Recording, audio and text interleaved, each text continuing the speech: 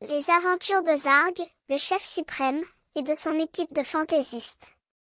Dans un monde où la gravité est absente, Léos tournoie à grande vitesse, et les intels du coin sont plus malins que jamais.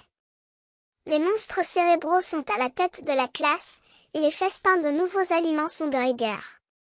Stan, un personnage mystérieux, émerge de l'ombre avec son épée de l'expiation, prêt à affronter le monstre qui habite dans la hutte de Zarg. Mais avant de commencer le combat, il évoque un écran protecteur de bouclier de transpiration des fesses, ce qui laisse Zarg perplexe. Les échanges de paroles sont chaotiques, avec Stan parlant de son épée de l'expiation, de son futur enfant, et de la faune sauvage de l'île. Zarg, quant à lui, est préoccupé par les festins de nouveaux aliments qui semblent ne servir à rien d'autre que pour débrouiller les affaires.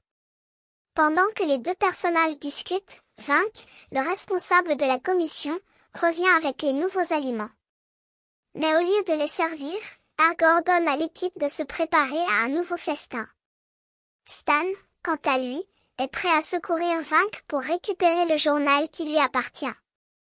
Les échanges de paroles deviennent de plus en plus délirants, avec Stan parlant de son épée, de son futur enfant, et de la façon dont il pourrait récupérer le journal. Zarg, quant à lui, est déterminé à trouver un moyen de récupérer le journal et de faire rire Vink pour qu'il recrache l'objet. Finalement, après des minutes de discussion, Stan propose un plan audacieux pour récupérer le journal. Il va envoyer une lance avec des fruits du vomi dans la bouche de Vink, pour qu'il vomisse le journal. Zarg est d'accord, et il se prépare à lancer l'attaque.